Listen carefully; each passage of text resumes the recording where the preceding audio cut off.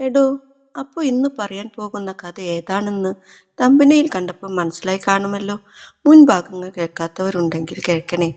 ഇതിന്റെ മുൻപത്തെ ഭാഗങ്ങൾ ഞാൻ കമന്റ് ബോക്സിൽ ലിങ്ക് കൊടുക്കാം. അത് കേട്ടിട്ട് ഈ പാർട്ട് കേൾക്കുന്നതാവും നല്ലത് കേട്ടോ. അങ്ങനെ കാത്തിരുന്ന ആ ദിനമായി. അവസാനമായി ശനിയാഴ്ച കാണാമെന്ന മെസ്സേജിന് ശേഷം ഒരു മെസ്സേജും അവൾ അയച്ചിട്ടില്ല. എന്റെ മെസ്സേജിന് റിപ്ലൈ തന്നിട്ടില്ല. ഞാൻ അവളോട് കാണുന്ന കാര്യം പറയുന്നത് വ്യാഴാഴ്ചയാണ്.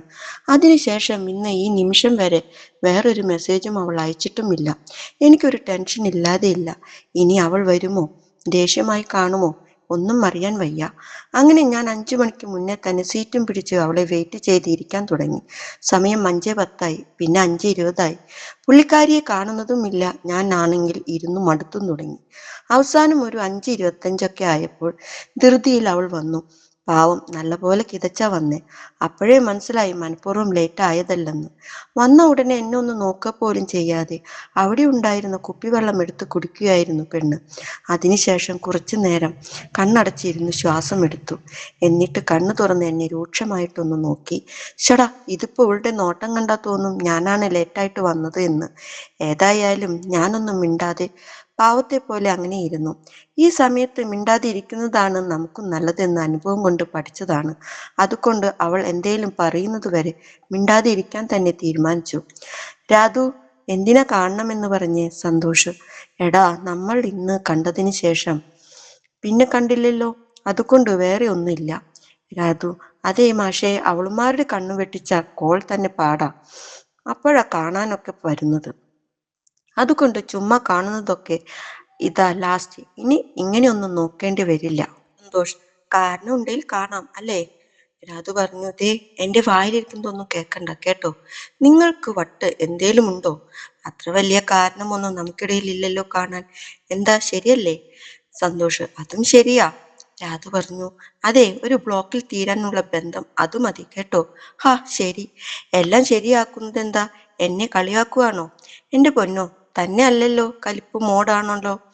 ഞാനായിട്ട് ഇനി അത് കൂട്ടണ്ടല്ലോ എന്ന് വിചാരിച്ച എല്ലാം ശരിവെക്കുന്നേ. ഇപ്പൊ അതും കുറ്റായോ? അതെ, എനിക്ക് പെട്ടെന്ന് പോണം. കോഫി പറ. ഞാൻ വെയിറ്ററെ വിളിച്ച് 2 സ്പെഷ്യൽ കോഫിക്ക് ഓർഡർ കൊടുത്തു. അതെ, എന്തേലും പറയാനുണ്ടോ മാഷിനെ? ഒന്നില്ലടോ, തന്നെ ഒന്ന് കാണണമെന്ന് തോന്നി. അല്ലാതെ എന്താ, ഒന്നുമില്ല. അവളുമാർ രണ്ടും കൂടി ഷോപ്പിങ്ങിന് പോയപ്പോൾ കൂടെ പോവാതെ എസ്കേപ്പായി വന്നതാ. രണ്ടും വരുന്നതിന് മുമ്പ് അവിടെ എത്തണം, ഇല്ലെങ്കിൽ അവളുമാരെന്നെ കൊല്ലും. ഇല്ലടാ, ഉടനെ പോകാം, നോ പ്രോബ്ലം. എവിടെ? നല്ല കോഫി ആണല്ലോ. ഡെയിലി വരുമോ ഇവിടെ? ഇല്ല, കൂടുതലും വീക്കെൻഡ്സ് ആണ് വരാറ്. ഫസ്റ്റ് ടൈം ആണല്ലേ ഇവിടെ ഒരു പെൺകുട്ടിയായിട്ടൊക്കെ വരണേ? അതെങ്ങനെ മനസ്സിലായി? അതെ, ആ ഡ്രസ്സിങ് കണ്ടപ്പോൾ മനസ്സിലായി. എൻ്റെ പൊന്നു മാഷേ, ആരെങ്കിലും ഒരു പെങ്കൊച്ചിനെ കാണാൻ വരുമ്പോൾ ഇങ്ങനെ ഫോർമൽ ഡ്രസ്സൊക്കെ ഇട്ട് വരാമോ? ഇത് ഒരുമാതിരി കളവന്മാരെ പോലെയുണ്ട്. ആണോ? ബോറാണോടാ? എൻ്റെ കയ്യിൽ ഇതുപോലെ ഓഫീസ് വെയേഴ്സ് മാത്രമേ ഉള്ളൂ, അല്ലാതെ വേറെ ഒന്നുമില്ല. അതുകൊണ്ടാ. നമുക്ക് സെറ്റാക്കാം മാഷേ, ഡോണ്ട് വറി. അപ്പൊ ഞാൻ പോട്ടെ? പോയിട്ട് മെസ്സേജ് ചെയ്യുമടോ? ആ, ആലോചിക്കാം. അപ്പൊ ശരി, ബായ്. അല്ല, ഇപ്പൊ എന്താ നടന്നേ? എന്റെ ടീം മീറ്റിംഗ് പോലും ഇതിന് നന്നാവുമല്ലോ. എനിക്ക് ആകെ സങ്കടമായി. ഞാൻ അവൾക്ക് പോകുന്നത് നോക്കി അവിടെ ഇരുന്നു. ഒരു 4-5 സ്റ്റെപ്പ് വെച്ചിട്ട് അവൾ പെട്ടെന്ന് തിരിഞ്ഞു നോക്കി. മനോഹരമായി ഒന്ന് ചിരിച്ചു. ഒരുപക്ഷെ ഞാൻ ജീവിതത്തിൽ ഇതുവരെ കണ്ടതിൽ വെച്ച് ഏറ്റവും മനോഹരമായൊരു ചിരി. യാ മോനെ, ആ ചിരി കണ്ടതോടെ അത്രയും നേരം പോയ എൻ്റെ മൂടെല്ലാം ചിട്ടുപിടിച്ച് തിരിച്ചു വന്നു. ആ നിമിഷം എനിക്ക് മനസ്സിലായി ഇനി അങ്ങോട്ട് നമ്മുടെ ലൈഫ് എങ്ങനെയാവുമെന്നത്. ആ ചിരിയിലുണ്ടായിരുന്നു ഇനി അങ്ങോട്ട് വരാനുള്ളത് നല്ല നിറമുള്ള ദിനങ്ങളായിരിക്കുമെന്ന്. അങ്ങനെ ഞങ്ങൾ മുന്നത്തേക്കാൾ നന്നായി ചാറ്റിംഗ് പുനരാരംഭിച്ചു. ഏകദേശം ഒരു 2 മാസത്തോളമായി ഞങ്ങൾ അന്ന് കണ്ടിട്ട്. ഇപ്പൊ ഞങ്ങളുടെ ആ ബന്ധം ഒന്നും കൂടി പ്രേമമാണോ എന്ന് ചോദിച്ചാലല്ല. എന്നാൽ സംസാരിക്കാതിരിക്കാനോ അകന്നിരിക്കാനോ ഒന്നും പറ്റാത്ത ഒരു ആത്മബന്ധം ഞങ്ങളിൽ ഉണ്ടായിരുന്നു. എന്നിരുന്നാലും അവൾ ഇടയ്ക്കിടയ്ക്ക് എൻ്റെ പ്രായത്തെ കളിയാക്കുകയും അമ്മാവ എന്നൊക്കെ വിളിക്കാറുമുണ്ടായിരുന്നു. പക്ഷെ അവൾ എന്തൊക്കെ ചെയ്താലും അവളോട് എനിക്ക് ദേഷ്യം വരാറില്ല. എന്നാൽ ഇഷ്ടം കൂടുകയും ചെയ്യും. അങ്ങനെയൊക്കെ ആണെങ്കിൽ രാത്രി 10 മണിക്ക് ശേഷം അവൾ ചാറ്റ് ചെയ്യാറില്ല. അവൾ ഉറങ്ങാൻ പോകുന്ന സമയമൊക്കെ വളരെ നന്നായി നോക്കുന്ന ആളായതുകൊണ്ട് തന്നെ 10 മണിക്ക് കൃത്യം ഉറങ്ങാൻ കിടക്കും. ഫോൺ നെറ്റൊക്കെ ഓഫാക്കി വെക്കും. അതുകൊണ്ട് തന്നെ നെറ്റ് ചാറ്റൊക്കെ വളരെ കുറവായിരുന്നു. പിന്നെയും അവളെ കാണണമെന്ന ആഗ്രഹം എനിക്ക് ഉണ്ടായി തുടങ്ങി. ഞാൻ പതുക്കെ നയത്തിൽ അവളോട് ചോദിക്കാൻ തുടങ്ങി. ആദ്യമൊക്കെ എതിർത്തു പറഞ്ഞെങ്കിലും ആൾക്കും ആഗ്രഹമുണ്ട് എന്ന് എനിക്ക് മനസ്സിലായി. പക്ഷെ കൂട്ടുകാരെ ഒഴിവാക്കി എങ്ങനെ വരാനാ? അതും പാടാ. അങ്ങനെ ഞങ്ങൾ ഒരു അവസരം നോക്കി ഇരിപ്പായി. അങ്ങനെ ഒരു വെള്ളിയാഴ്ച വൈകിട്ട്, ഹലോ മാഷെ, എവിടെയാ? റൂമിലെത്തിയോ? ഹായ്, വന്നതേ ഉള്ളൂ. ഫ്രഷ് ആവുകയായിരുന്നു. പറഞ്ഞോ. നാളെ സാറിന് എന്താ പരിപാടി? അങ്ങനെ പരിപാടിയൊന്നുമില്ല. എന്താ, എന്തേലും പരിപാടി വേണോ? വേണോ എന്ന് ചോദിച്ചാൽ വേണമെങ്കിൽ തരാം. എന്താ മോനെ, വേണോ? അതെ, രോഷിനിയുടെ അമ്മൂമ്മ കുറച്ച് സീരിയസ് ആയി ഹോസ്പിറ്റലിൽ അഡ്മിറ്റായി. അമ്മൂമ്മയ്ക്ക് ചെറുമോളെ കാണണമെന്ന ആഗ്രഹം പറഞ്ഞപ്പോൾ അവളുടെ പപ്പ അവളെ പെട്ടെന്ന് നാട്ടിൽ വരാൻ പറഞ്ഞു വിളിച്ചു. അവൾ ഇന്ന് രാവിലെ പോയി. ഇനി തിങ്കളാഴ്ച രാവിലെ എത്തൂ. ആഹാ, സൂപ്പർ. അപ്പോ 2 ദിവസം കാണുമോ? ഹലോ, എങ്ങോട്ടായി കയറിപ്പോകുന്നേ? 2 ദിവസമല്ല, ഒരു ദിവസം. സൂര്യ ഇവിടെ തന്നെയുണ്ട്. നാളെ അവളുടെ ടീമിലെ ഒരാൾ റിസൈൻ ചെയ്യുകയാണ്. അതിന്റെ സെൻഡ് ഓഫ് പാർട്ടി ഉണ്ട്. അതുകൊണ്ട് നാളെ ഒന്നും കാണാൻ പറ്റും. അത്രേ ഉള്ളൂ മോനെ. ആ, അതെങ്കിൽ അത് ഒന്ന് കണ്ണിറിയെ കാണാലോ. അത് മതി. മോന്റെ പോക്ക് അത്ര നല്ല വഴിക്കല്ല കേട്ടോ. പോടാ അവിടുന്ന്. എടാ, പിന്നെ അങ്ങനെയാണെങ്കിൽ രാവിലെ ഇറങ്ങുമോ? വൈകിട്ട് പോയാൽ പോരെ? പ്ലീസ് ഡാ. നോക്കട്ടെ.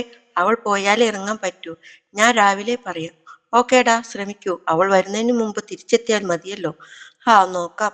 പിന്നെ ഒരു കാര്യം, അന്ന് വന്നതുപോലെ ഓഫീസിൽ മീറ്റിങ്ങിന് വരുന്ന പോലെ വന്നാൽ ഞാൻ അപ്പോൾ തന്നെ തിരിച്ചു പോകും കേട്ടോ. ഒരുമാതിരി അമ്മാവന്മാരുടെ ഡ്രസ്സിങ് പോലെ. സോറി, ഒരുപാട് ബോറാണോ? എനിക്ക് ഇങ്ങനെയൊന്നും വന്ന് ശീലമില്ലെന്നേ. അതിൻ്റെയാ. ഓ, ബാക്കിയുള്ളവർ ഇവിടെ ഡെയിലി പോകുമല്ലേ. ആ, അപ്പോ വിവേകോ? അവന്റെ കൂടെ പോയിട്ടില്ലേ? ദേ, അവന്റെ പേര് ഇനി പറഞ്ഞാൽ തന്റെ കൂടെ ഞാൻ എങ്ങും വരത്തില്ല കേട്ടോ. അയ്യോ, സോറി സോറി, ഇനി പറയില്ല. പ്രോമിസ്, പോരെ? എങ്കിൽ തനിക്ക് കൊള്ളാം. എന്റെ കയ്യിൽ അങ്ങനെയുള്ള ഡ്രസ്സുകളേ ഉള്ളൂ. നമുക്ക് വേണമെങ്കിൽ നാളെ ഷോപ്പിംഗ് പോയാലോ? കുറച്ച് ഡ്രസ്സ് എടുക്കാം. എന്താ? ഓക്കെ, ചെയ്യാം. എനിക്കിഷ്ടം അതുകൊണ്ടാ. Okay, set. അപ്പോൾ മോർണിംഗ് ഞാൻ എവിടെയാ വരണ്ടേ? അതൊക്കെ രാവിലെ പറയാം. ഇപ്പോൾ ഉറങ്ങാൻ ടൈമായി. മോനും ഉറങ്ങിക്കോ. നാളെ കാണാം. Good night. Okay, good night dear. അങ്ങനെ ഒരുപാട് നാളായി കൊതിച്ച ആ ദിവസം വന്നു. അവൾ രാവിലെ 10 മണിക്ക് റെയിൽവേ ഗേറ്റിന്റെ അടുത്ത് നിൽക്കാമെന്ന് പറഞ്ഞു. ഞാൻ ആവേശത്തിൽ നേരത്തെ ഇറങ്ങിയെങ്കിലും ചെന്നൈ ട്രാഫിക് ചതിച്ചു. എത്തിയപ്പോൾ 10 മിനിറ്റ് ലേറ്റായി. വന്നിട്ട് ഒരുപാട് നേരമായോ? സോറിടാ, നല്ല ബ്ലോക്കായിരുന്നു രാവിലെ തന്നെ. സാരമില്ല, ഞാനും വന്നിട്ട് 5 മിനിറ്റേ ആയിട്ടുള്ളൂ. അപ്പൊ പോകാലോ അല്ലേ? പോകാം. പക്ഷെ ബൈക്ക് എവിടുന്നാ? ബൈക്കിൽ വരുന്ന കാര്യമൊന്നും പറഞ്ഞില്ലല്ലോ. അത് എന്റെ കൂടെ വർക്ക് ചെയ്യുന്ന പയ്യന്റെയാ. അവൻ ഇന്ന് ലീവല്ലേ, അതുകൊണ്ട് ഞാൻ അങ്ങ് പൊക്കി. ബൈക്കല്ലേ ട്രാവലിന് നല്ലത്. ആര് പറഞ്ഞു അങ്ങനെ? ഞാൻ എങ്ങും വരത്തില്ല. നമുക്ക് ബസ് പോരെ? വേണമെങ്കിൽ മെട്രോ ഒക്കെ ഉണ്ടല്ലോ. എന്റെ പൊന്നോ, ഞാൻ തന്നെ ബൈക്കിൽ തട്ടിക്കൊണ്ടൊന്നും പോകത്തില്ല. അങ്ങനെ പേടിക്കേണ്ട. പിന്നെ ബൈക്കിലാണെങ്കിൽ സേഫായി പെട്ടെന്ന് പോയി വരാലോ. കുറച്ചും കൂടി സൗകര്യമല്ലേ? സൗകര്യമോ? ആർക്ക് സൗകര്യം? എന്ത് സൗകര്യം? മോൻ കൊള്ളാലോ. ദൈവമേ, എന്തു പറഞ്ഞാലും സംശയമാണല്ലോ. ശരി, വാ, ബൈക്ക് ഒതുക്കി വെച്ചിട്ട് നമുക്ക് ബസ്സിൽ പോകാം. വേണ്ട, പാവം കഷ്ടപ്പെട്ട് വണ്ടിയൊക്കെ ചോദിച്ചു വാങ്ങി വന്നതല്ലേ. ഇതിൽ തന്നെ പോകാം. അവൾ ബൈക്കിൽ കയറി എന്നെ തൊടാതെ സീറ്റിന്റെ ഏറ്റവും പുറകിലായി ഒതുങ്ങിയിരുന്നു. എടോ, തന്റെ ഈ ഇരിപ്പ് നാട്ടുകാർ കണ്ടാൽ ഭർത്താവിനോട് പിണങ്ങി ഭാര്യ ഇരിക്കുന്നത് പോലെ തോന്നും കേട്ടോ. ദൈവമേ, എന്ത് കഷ്ടമാണെടോ. ഞാൻ അങ്ങനെ ഒന്നുമല്ല. ശരി, വിട്. നമുക്ക് ഓരോ ജ്യൂസ് കുടിച്ചുകൊണ്ട് പ്ലാൻ ചെയ്താലോ? ശരി, പോകാം. അങ്ങനെ ഞങ്ങൾ അടുത്തുള്ള ഒരു കഫേയിൽ കയറി 2 ലെമൺ ജ്യൂസ് ഓർഡർ ചെയ്ത് അവിടെ ഇരുന്നു. അപ്പോ മാഡം, എന്താ പ്ലാൻ? എന്താ ചെയ്യാ? ഫുൾ ഡേ ഉണ്ടല്ലോ. എന്നോടാണോ ചോദിക്കണേ? എന്റെ പ്ലാൻ ഒന്നും അല്ല ആഷെ. എന്നെ വൈകിട്ട് 6 മണിക്ക് മുമ്പ് റൂമിൽ എത്തിച്ചാൽ മതി. ഓക്കെ, ചെയ്യാം. പക്ഷെ ആദ്യം നമുക്ക് മാഷിന് ഡ്രസ്സ് എടുക്കാൻ പോകാം. ഈ ബോറൻ ഡ്രസ്സ് മാറ്റണം ഫസ്റ്റ്. ഞാനും അത് ആലോചിക്കുന്നത്. എന്ന് വിചാരിച്ച് തനിക്ക് ഈ ജീൻസ് ആൻഡ് ടീഷർട്ട് അല്ലാതെ വേറെ ഡ്രസ്സൊന്നും ഇല്ലേ? എപ്പോ നോക്കിയാലും ഈ ഡ്രസ്സാണല്ലോ. ഞാൻ ഇതിൽ കംഫർട്ടാണ്. അതുകൊണ്ട് എപ്പോഴും ജീൻസും ടീഷർട്ടും ഞാൻ ഉപയോഗിക്കണേ. പിന്നെ കുറച്ച് ലൂസ് ഡ്രസ് ആണെങ്കിൽ ഒരുപാട് കോഴികളുടെ തുറിച്ചുനോട്ടം ഒഴിവാക്കാലോ. എന്തോ കുത്തി സംസാരിക്കും പോലെ. എന്നെ അല്ലല്ലോ. മാഷ് ഡീസന്റ് അല്ലേ?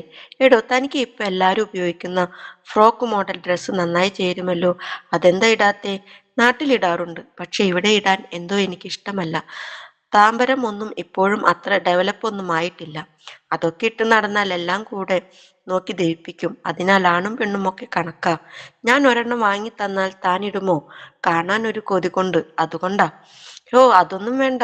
ആദ്യം നമുക്ക് മാഷിനെ വാങ്ങാം, എന്നിട്ട് ആലോചിക്കാം. വായോ. അങ്ങനെ ഞങ്ങൾ അവിടുന്ന് ഇറങ്ങി അടുത്ത മാളിലുള്ള വെസ്റ്റ് ലൈഫിലേക്ക് കയറി. ഞങ്ങൾ ജെൻസ് സെക്ഷനിൽ പോയി. അവൾ എനിക്ക് 2 ടീഷർട്ടും ജീൻസും എടുത്തു. എടോ, ഞാൻ ഇങ്ങനെയുള്ള ഡ്രസ്സൊന്നും ഇടാറില്ല. നമുക്ക് ഷർട്ട് പോരെ? അത് എന്റെ കൂടെ വരണമെങ്കിൽ ഇതൊക്കെ ഇട്ടിട്ട് വന്നാൽ മതി.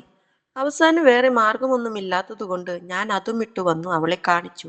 ഹായ് സൂപ്പർ മാഷെ, ഇത് മതി, നമുക്കിത് തന്നെ ഇട്ടിട്ട് പോകാം. പോടോ, അതിന് ഇവർ അങ്ങനെ സമ്മതിക്കുമോ?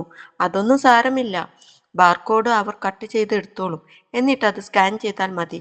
ശരി, വാ, ബില്ല് ചെയ്യാം. ഏയ് പോവല്ലേ, നിൽക്ക്, തനിക്കും കൂടെ ഡ്രസ്സ് നോക്കടാ. വന്നേ. ഓ, അത് വേണ്ടെന്ന് ഞാൻ പറഞ്ഞതല്ലേ, ജസ്റ്റ് ട്രൈ ചെയ്യടോ. വേണ്ടെങ്കിൽ താൻ ഇടണ്ട, പ്രശ്നം തീർന്നില്ലേ, ഇനി വന്നേ. ഞങ്ങൾ അങ്ങനെ ലേഡീസ് സെക്ഷനിൽ വന്ന് അവൾ കുറച്ച് ഫ്രോക്ക് ടൈപ്പ് ഡ്രസ്സ് എടുത്ത് ട്രയലിന് പോയി. ഞാൻ പുറത്ത് വെയിറ്റ് ചെയ്തു. കുറച്ചു കഴിഞ്ഞൊരു ഫ്രോക്ക് ഇട്ട് അവൾ എന്നെ കാണിക്കാൻ പുറത്തു വന്നു. ഓ എന്റെ മോനെ, സത്യത്തിൽ അവളെ ആ ഡ്രസ്സിൽ കണ്ട് എന്റെ കിളി പോയി. ഇവൾക്ക് ഇത്രയും ഭംഗി ഉണ്ടായിരുന്നു. ഒരു വെള്ള ഫ്രോക്കിൽ ഡാർക്ക് ബ്ലൂ പൂക്കൾ വരുന്ന ഒരു ഡ്രസ്സായിരുന്നു.